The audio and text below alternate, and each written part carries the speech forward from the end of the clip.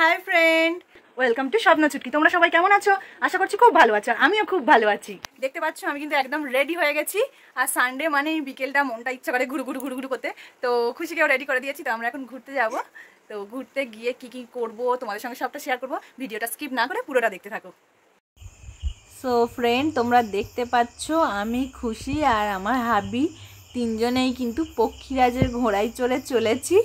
খুব মজা করতে করতেই যাচ্ছি। আজকের আমরা যাচ্ছি ডায়মন্ড হারবার কেল্লার মাঠে ঘুরতে। তো কারা কারা এই কেল্লার মাঠে ঘুরতে গেছো তারা অবশ্যই আমাকে কমেন্ট করে জানাবে।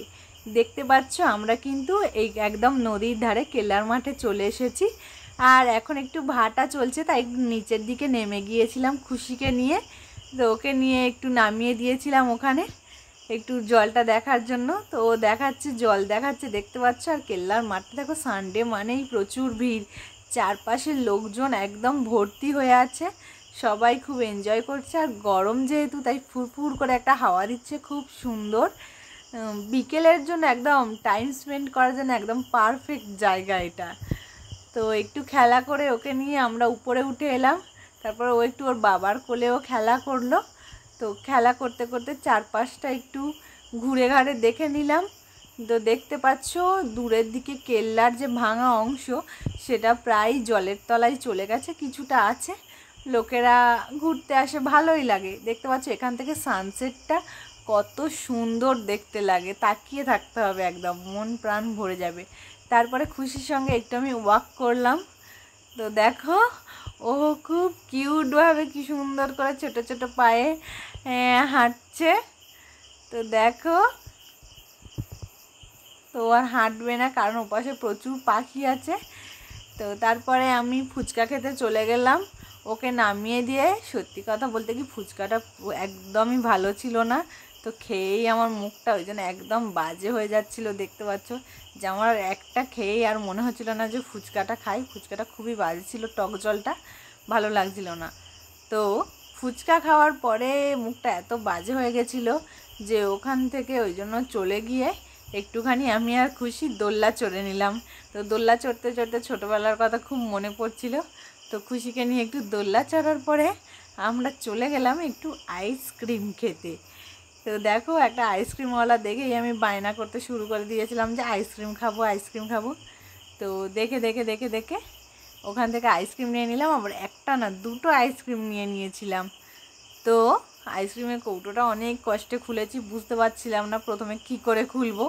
তো খোলার পরে টেস্ট করলাম, ভালোই টেস্টি আইসক্রিম ছিল। বেশ গপা গপ করে কিছুটা আইসক্রিম খেলাম আর খুশিকেও একটুখানি টেস্ট করতে দিলাম।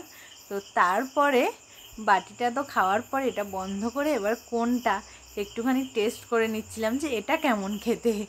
তো ওটাও একটুখানি টেস্ট করে নিলাম যে ভালোই খেতে, দারুণ খেতে ছিল। তো আইসক্রিমটা খাওয়ার পরে আমরা চলে গেছিলাম একটু ঘুগনি খেতে। তা আমরা শুধু খাচ্ছি যে এটা নয়, কিন্তু খুশিকেও মাঝখানে কিন্তু বাটিতে করে দুধ গুলে একটু খাইয়ে দিয়েছিলাম, দুধ বিস্কুট।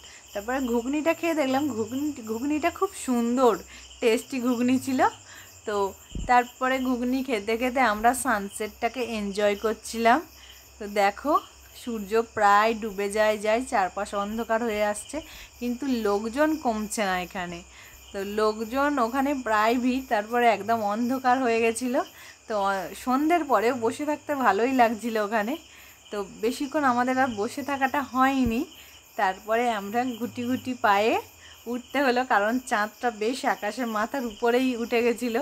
তো বাড়িও ফেরার তাড়া ছিল। তো ওখান থেকে আমরা আর বেশিক্ষণ না বসে আস্তে আস্তে আবার রাস্তার দিকে বাড়ি ফেরার পথেই ছিলাম। আর ওখানে কিন্তু যেমন অনেকটা মাঠ আছে, সেখানে বাচ্চাদের চড়ার জন্য কিন্তু গাড়ি আছে, যেটা তোমরা দীঘাতে গেলে পাও, যেই ছোট ছোট গাড়িগুলো বাচ্চাদের চড়ার জন্য এখানেও কিন্তু আছে। তো দেখতে পাচ্ছ এগুলো ভাড়া করে তোমরা বাচ্চারা থাকলে তাদের চড়তে পারো, খুব সুন্দর একটা এনজয় করবে। তো তারপরে আমরা ওখান থেকে আই লাভ ডায়মন্ড হারবারের সামনে চলে এসেছিলাম। তো এর দুপাশটাই দেখো এখন প্রচুর দোকানে ভরে গেছে। আগে এই জায়গাটা একদমই ফাঁকা থাকতো। তো এখন দেখতে পাচ্ছ আই লাভ ডায়মন্ড হারবার সামনেটাও বেশ জমজমাটি হয়ে ভিড় হয়। চারপাশে নানান রকমের প্রচুর স্ন্যাক্স দোকান। তো কোনটা ছেড়ে কোনটা খাবো এটা ঠিক বুঝে উঠতে পারছিলাম না। তো পুরোটা ঘোরাঘুরির পরে মনে হলো যে হ্যাঁ কিছু তো একটা খেতেই হবে এখানে এসছি যখন।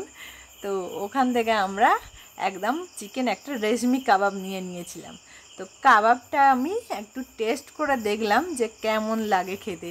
তো কাবাবটা বেশ সফটই ছিল, ভালো খেতে, কাবাবটা বেশ ভালো খেতে ছিল।